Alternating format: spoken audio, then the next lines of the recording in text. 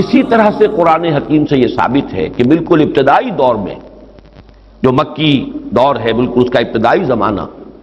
سورہ نون کے آخر میں جو مذکور ہے کہ یہ کوشش کی گئی تھی کہ کچھ ایسے لوگوں کے ذریعے سے کہ جن کی قوت ارادی ان کی نگاہوں میں بہت مرتکز ہو جاتی ہے، یہ عملیات میں ایک خاص معاملہ یہ بھی ہوا کرتا تھا، اور اب بھی شاید کچھ لوگ یہ پریکٹس کرتے ہیں کہ اگر باقاعدہ ریاضت کر کے اپنی نگاہوں میں ایک خاص قسم کی تاثیر پیدا کر لی جائے، بلکہ مولانا امین احسن اصلاحی صاحب نے اس کا تذکرہ کیا تھا ایک مرتبہ جب زمانہ طالب علمی میں نے 2 تربیت گاہیں منعقد کی تھیں، اور اس میں درس قرآن مولانا اصلاحی صاحب نے دیا تھا کہ آج کل بھی بعض لوگ یہ کرتے ہیں کہ رات کے پچھلے پہر اٹھ کر نہا دھو کر سفید براق کپڑے پہن کر پھر بیٹھتے ہیں اور کسی بالکل سفید کاغذ پر ایک چھوٹا سا نقطہ لگاتے ہیں اور پھر نگاہوں کو اس پر جمانے اور مرتکز کرنے کی مشق کرتے ہیں۔ کتنی دیر تک پلک جھپکے بغیر آپ اس نقطے کو دیکھ سکتے ہیں۔ اگر یہ مشق کی جائے، یہ ایکسرسائز کی جائے، یہ ریاضت کی جائے تو آنکھوں میں ایک ایسی چمک پیدا ہو جاتی ہے کہ اگر گھور کر کسی کو دیکھا جائے تو اس کی قوت ارادی کو آپ مزمحل کر سکتے ہیں، وہ ایک دم دبا ہوا محسوس کرے گا اور آپ کا غلبہ اس کے اوپر ہو جائے گا نفسیاتی اعتبار سے۔ اسی طریقے کا کوئی عمل تھا جو نبی اکرم صلی اللہ علیہ وسلم پر بھی آزمایا گیا تھا۔ لَيَزْلَقُونَكَ یہ آیا ہے سورہ نون کے آخر میں، بِأَبْصَارِهِمْ لَمَّا سَمِعُوا الذِّكْرَ، یہ لوگ چاہتے ہیں کہ اپنی نگاہوں کے ذریعے سے آپ کو پھسلا دیں، آپ کے قدم ڈگمگا دیں، آپ کی قوت ارادی کو کچل دیں۔ لما سمعوا الذکر ویقولون انہ لمجنون، جس وقت کہ سورہ نون کے آغاز میں بھی آیا ہے تذکرہ کہ حضور کو کہا گیا کہ آپ کو جنون کا کوئی عارضہ ہو گیا ہے یا آپ پر کوئی آسیب آ گیا ہے، اور آخری آیت بھی جو ہے وہ آخری حصے میں پھر اسی کا یاد آیا، وَإِنَّهُمْ لَيُزْلِقُونَكَ بِأَبْصَارِهِمْ لَمَّا سَمِعُوا الذِّكْرَ وَيَقُولُونَ إِنَّهُ لَمَجْنُونٌ وَمِن شَرِّ حَاسِدٍ إِذَا حَسَدَ، اور حسد کرنے والے کے حسد سے جبکہ وہ حسد کرے۔ اب حسد کے ساتھ ہی نوٹ کر لیجئے، اگرچہ یہاں تو مذکور نہیں ہے، یہ نظر کا لگ جانا، عین العین حق، بعض روایات میں آیا حضور نے فرمایا اس کے اندر اثر ہے۔ انسان کسی حاسدانہ نگاہ کے ساتھ کسی پر نگاہ ڈالتا ہے، اس میں ایک زہر ہے، یہ نگاہیں مسموم ہیں، اس میں زہر ہے موجود، سمی اثرات ہیں، اور اس کے اثرات تو پڑتے ہیں۔ اور یہ جیسا کہ میں عرض کر رہا تھا کہ جدید دور میں جادو کے لیے بھی مثلاً حضور کے بالوں کی ضرورت پڑی، اور یہ جینیٹکس کے حوالے سے اور جینز کے حوالے سے بات آج سمجھ میں آ جائے گی، اس لیے کہ جن ارواح خبیثہ کے ذریعے سے آپ کو کام لینا ہے، وہ جادو تو وہاں پڑا ہوا ہے اس کنویں کے اندر، وہ جو بھی تاثرات ہیں انہیں تلاش کرنا ہے، ان اثرات کو اس شخص معین کو، جس شخص معین پر جادو کرنا مقصود ہے، اور اس کے وجود کا کوئی جز جس کے کہ وہی جینز ہوں گے کہ جو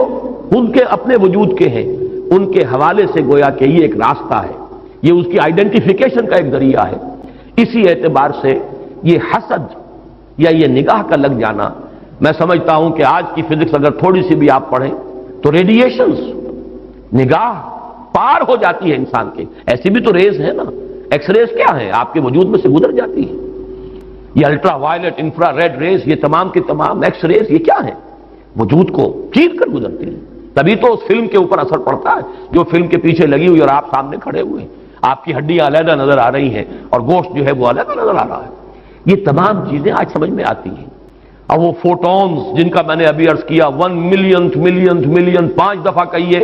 30 صفریں لگائیے ایک پر تو 1 ملی میٹر کا اتناواں حصہ جو ہے وہ ایک فوٹون ہے، یہ تو وجود کے اندر سرایت کر کے کہیں سے کہیں نکل جانے والی چیزیں۔ ان ریڈیشنز کے حوالے سے ایٹمک ایکسپلوژن جو ہے اس کی ریڈیشن ہے، جو آپ کو معلوم ہے کہ جو ذرا سے حادثے ہو رہے ہیں، چرنوبل میں ہوا ہے، کہیں ہو گیا تھا بھوپال میں، اور اس کی پھر ریڈیشنز کے کیا کیا اثرات ہوئے، وہ شے نظر تو نہیں آتی، غیر مرئی چیزیں۔ آج کی دنیا میں جب آپ ESP کو مان رہے ہیں، extra sensory perception,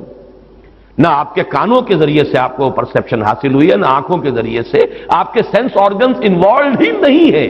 but you are having perception, extra sensory perception. اسی طریقے سے ٹیلی پیتھی ہو رہی ہے، ایک بات آپ اپنے دل کے اندر، اپنے ذہن کے اندر جماتے ہیں، مرتکز کرتے ہیں، اور جس شخص کے ساتھ آپ چاہتے ہیں رابطہ اس تک اس بات کو منتقل کر دیتے ہیں۔ یہ سب کچھ کیا ہے؟ اس کے بعد تو اس دور میں بھی اگر کوئی لوگ بات کریں من شر حاسد اذا حسد، اور عقد کے ساتھ اس کو جوڑا گیا ہے، ومن شر النفاثات فی العقد ومن شر حاسد اذا حسد، لیکن محض ردیف یا قافیہ یا فواصل کی رعایت سے قرآن میں کچھ نہیں ہے۔ وہ اس کا ایک فیکٹر، اس کا ایک عامل ہو سکتا ہے، لیکن محض اس کی بنا پر نہیں مانا جائے گا۔ تو اس میں یقیناً کوئی اور حکمت ہے، اور وہ حکمت تقسیم کی گئی ہے۔ ہمارے مفسرین نے تو اس کو یوں بیان کیا ہے کہ ایک حسد وہ ہے کہ جو دل میں پیدا تو ہے، آدمی کے اندر ہے، لیکن یہ کہ وہ اس کو یعنی اس کو باقاعدہ کوئی ایک ہمت کے ساتھ اور اپنے ایک عزم کے ساتھ، ارادے کے ساتھ بروئے کار نہیں لا رہا، تو اس حسد کے اثرات نہیں ہوں گے، اس سے پناہ مانگنے کی ضرورت نہیں ہے۔ میں اس کو اس انداز میں تو میرا ذہن سے قبول نہیں کرتا، اس لیے کہ حسد اگر پوٹینشلی ہے اندر تو اس کے اثرات ہوں گے، وہ ریڈیشن تو ہوگی، چاہے اس کا ارادہ ہو چاہے نہ ہو، وہ کیفیات جو ہے وہ اس کے سانس سے، اس کی آنکھ سے، اس کے وجود سے، وہ اندر اگر زہر گھل گیا ہے تو اس کے وجود سے نکلنے والی ساری شعاعیں جو ہیں ان کے اندر وہ اثر موجود ہوگا، وہ مسموم ہوں گی، زہر ان میں ملا ہوا ہوگا، اس کے اثرات ہوں گے۔ البتہ یہ کہ اس کے دو درجے ہم قائم کر سکتے ہیں، اور وہ یہ کہ ایک ہے غیر شعوری حسد، ابھی آپ کو اندازہ نہیں ہے، اندر ہی اندر کھچڑی پک رہی ہے، وہ اور بات ہے، لیکن جب یہ اس درجے کو پہنچ جائے کہ شعور کی سطح پر آ جائے، آپ کسی کی برائی چاہنے لگیں بالفعل، آپ چاہیں کہ اس کے اندر اگر یہ فضیلت کی بات ہے تو یہ سلب ہو جائے، اس کو پاس اگر یہ نعمت ہے تو یہ نعمت اس سے چھن جائے، مجھے مل جائے، یہی ہے اصل میں جس کو غبطہ اور حسد کا فرق کہا جاتا ہے۔ اور ایک جگہ پر حضور نے ایک حدیث میں لفظ حسد استعمال کیا ہے، لیکن مراد اس سے غبطہ ہے۔ لا حسد الا فی اثنین، کوئی حسد نہیں کیا جانا چاہیے سوائے دو اشخاص سے، ایک وہ جسے اللہ نے علم دیا ہے اور وہ علم پھیلا رہا ہے تو اس سے بھی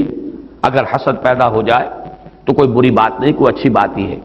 اور ایک یہ کہ کسی کو اگر دولت دی ہے اور وہ دولت پھیلا رہا ہے اور عام کر رہا ہے، لوگوں کو اس کے خلق کے لیے خرچ کر رہا ہے تو اس سے بھی حسد۔ لیکن یہاں حسد غبطہ کے معنی میں، غبطہ یہ ہے کہ کسی میں کوئی خیر آپ کو نظر آئے تو آپ اللہ سے دعا کریں پروردگار مجھے بھی یہ خیر عطا کر دے،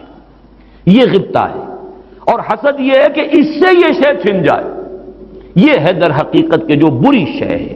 کہ کسی نعمت کا کسی دوسرے شخص سے سلب ہو جانا، اس کی خواہش جب پیدا ہو جائے اور جب یہ شعوری سطح پر آ جائے، یعنی ایک ہے اس کا ایک وہ جو جس سے کہ ابھی اتنی اس کی انٹینسٹی نہیں ہے کہ اس سے وہ ریڈیشن ہو، اس کی انٹینسٹی اس وقت ہوگی جبکہ وہ شعور کی سطح پر آ گئی اور انسان جو ہے جل رہا ہے حسد کی آگ میں اور چاہتا ہے کہ یہ نعمت اس سے سلب ہو جائے، یہ فضیلت جو ہے اس سے چھن جائے، تو یہ شے وہ ہے یقیناً کہ اس کے اثرات، اس کو میں اس وقت جدید فزکس کی اصطلاح میں ریڈیشن کے ذریعے سے اس میں لفظ واضح کر رہا ہوں، اس کے اثرات ممتد ہوتے ہیں، اور اس کے شر سے بھی پناہ مانگنے کی یہاں ہمیں تلقین کی گئی۔ تلقین محمد الرسول اللہ صلی اللہ علیہ وسلم کو ہوئی اور آپ کی وساطت سے ہم سب کو ہو رہی ہے۔ قل اعوذ برب الفلق من شر ما خلق ومن شر غاسق اذا وقب ومن شر النفاثات فی العقد ومن شر حاسد اذا حسد۔ میں جب بھی یہ سورت پڑھتا ہوں تو اگرچہ یہ کہیں مجھے یعنی کوئی معصور تو یہ شے نہیں ملی ہے، لیکن اس کے فوراً بعد بالکل کسی تصنع کے بغیر میرے یہ الفاظ بھی زبان پر آ جاتے ہیں۔ اللہم انی اعوذ بک یا رب الفلق من شر ما خلقت ومن شر غاسق اذا وقب ومن شر النفاثات فی العقد ومن شر حاسد اذا حسد۔ اسی طرح قل اعوذ برب الناس ملک الناس، تو وہاں بھی اللہم انی اعوذ بک یا ربی و رب الناس و یا الہی و الہ الناس و یا ملکی و ملک الناس۔ تو اس طریقے سے گویا کہ اس لفظ قل کیونکہ یہ فعل امر ہے، حکم ہے، تو اس پر ہم اگر فوری طور پر اس کی تعمیل کیا کریں تو یہ اگرچہ معصور نہیں ہے، میں صرف اپنے ذوق کی بات کہہ رہا ہوں، اور بہرحال اس میں کوئی شے ممنوع نہیں ہے، دعا تو ہم مانگ سکتے ہیں، تو دعا ہی کی شکل ہے، تو جو الفاظ ہمیں اللہ نے تلقین کیے ہوں انہی کے حوالے سے ہم وہ دعا مانگے، تعوذ کریں۔ قل اعوذ بک، قل کو چھوڑ دیجئے، اعوذ بک، اللہم انی اعوذ بک یا رب الفلق من شر ما خلقت، اب یہ خلقہ کی بجائے مخاطب کیونکہ ہم کر رہے ہیں اللہ کو، من شر ما خلقت، آگے جو کہ تو الفاظ رہیں گے ان میں کوئی تبدیلی کی ضرورت نہیں ہے۔ مولانا محمد قاسم نانوتوی دیوبند کے مؤسسین میں سے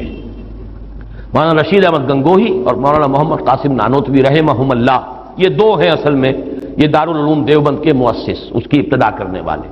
ان کے شاگرد شیخ الہند، ان کے شاگرد علامہ شبیر احمد عثمانی، تو انہوں نے یہی الفاظ لکھے ہیں کہ استاذ الاستاذ نے جو بات لکھی ہے وہ میں بیان کر رہا ہوں۔ ویسے یہ کہ مولانا عبدالعزیز شاہ عبدالعزیز رحمۃ اللہ علیہ نے بھی اس پر کوئی کتاب لکھی ہے، وہ بہرحال میری نظر سے نہیں گزری، وہ تمثیل اب میں بیان کر رہا ہوں، بڑی پیاری تمثیل ہے۔ انہوں نے تمثیل یہ دی ہے کہ اگر کوئی باغبان یا کوئی اور کھیتی کرنے والا جو ایک پودا لگاتا ہے، کوئی فصل ہے اس کا، کوئی ایک جو ہے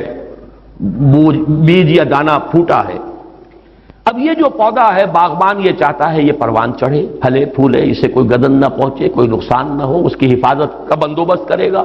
تاکہ جس کام کے لیے یہ پودا لگایا وہ مقصد حاصل ہو۔ پودا تو مقصود نہیں ہے، مقصود تو اگر آم کا پودا ہے تو آم کا پھل اس سے حاصل کرنا مقصود ہے۔ تو چار قسم کی اس کے اوپر آفات آ سکتی ہیں۔ پہلی آفت مثلاً حیوانات، جو سبزی خور حیوان ہے وہ اسے کھا نہ جائے، لہذا کوئی جالا آپ اس کے گرد جالی لگاتے ہیں، کوئی باڑھ لگاتے ہیں، اس سے بچاتے ہیں، اور یہ جو جانور آ کر کھائے گا، بکری فرض کیجیے کھا جاتی ہے آ کر، تو یہ کوئی اس کی نیت آپ کو ضرر پہنچانے کی نہیں ہے، یہ اس کی طبعی ایک خاصیت ہے، یہ تو اس کی جبلت ہے، یہ اس کی طبیعت ہے، اس کا تقاضا ہے، آپ سے کوئی دشمنی نہیں ہے اس سے، بلکہ یہ کہ در حقیقت اس کی اپنی طبیعت کا ایک تقاضا ہے۔ چنانچہ وہ شعر بھی انہوں نے کوٹ کیا ہے، نیش اقرب ناز پے کی نست اقتضائے طبیعتش اینست، بچھو جو ڈنک مارتا ہے تو یہ آپ سے کوئی دشمنی اسے نہیں ہے، یہ اس کی طبیعت کا، اس کی جو بھی جبلت ہے اس کا تقاضا ہے۔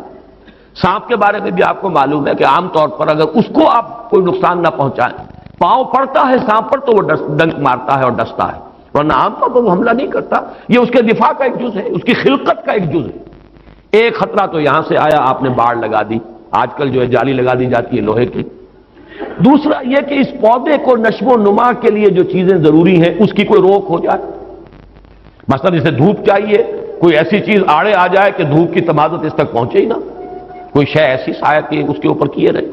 یا پانی اسے چاہیے، پانی کے سوتے خشک ہو جائیں، یہ دوسری آفت ہے، پودا مرجھا جائے گا، کمڑا جائے گا، ختم ہو جائے گا۔ تیسری چیز یہ کہ اس پر کوئی پالا پڑ جائے، اوپر سے اولے پڑ جائیں، پالا پڑ گیا، یعنی اس کی جو حرارت غریزی ہے جس سے کہ اس کی یہ پورا وجود جو ہے وہ حرارت غریزی جو ہے وہ ختم ہو جائے، اس کے نتیجے میں بھی وہ پودا ختم ہو جائے۔ اور آخری شکل یہ ہے کہ کوئی دشمن ہے حاسد اور وہ آئے اسے اکھاڑ کے پھینک دے آپ کو نقصان پہنچانے کی نیت سے۔ یہ چار آفات ہیں جو اس پودے کے اوپر ممکنہ طور پر وارد ہو سکتی ہیں، یہی چار ہیں۔ قل اعوذ برب الفلق من شر ما خلق، یہ وہ خلقت میں جو شر مضمر ہے، وہ اس کے خلقت کا جز ہے۔ نیش اقرب ناز پے کی نست اقتضائے طبیعتش کی نست، یہ تو اس کی طبیعت کا، خلقت کا، اس کا تقاضا ہے۔ دوسرا یہ ہے کہ وہ سورج ڈوب گیا، غروب ہو گیا، یا جیسے میں نے کہا تھا حیات معنوی یا حیات مادی کے لیے جو اسباب ضروری ہیں ان میں سے کسی کا سلسلہ منقطع ہو گیا، یہ ہے وَإِذْ شَرِّ غَاسِقٍ إِذَا وَقَبَ۔ تیسری چیز کہ جو در حقیقت جادو کے ذریعے سے ہوتی ہے کہ اندر آپ کے کوئی ایسی شے ہو گئی جس سے آپ کے طبائع اور قوائے طبیعہ جو ہے وہ کچھ شل ہو کر رہ جائے، یہ اندر سے حرارت غریزی جیسے اس پودے کی ختم ہو گئی، پالا پڑ گیا، جادو کا اثر یہی ہوتا ہے۔ یا تخبطہ الشیطان من المس جیسے آیا ہے کہ ایسی کیفیت ہو گئی کہ جیسے حواس پورے طور پر بجا نہیں ہے، حواس پورے طریقے سے قائم نہیں ہے، مجتمع نہیں ہے، تو یہ کیفیت جو ہے یہ ومن شر النفاسات فی العقد ومن شر حاسد اذا حسد، جیسے ایک دشمن نے آ کر دشمنی اور آپ کو گزن پہنچانے کے لیے، دشمنی نکالنے کے لیے پودے کو اکھاڑ کے پھینک دیا،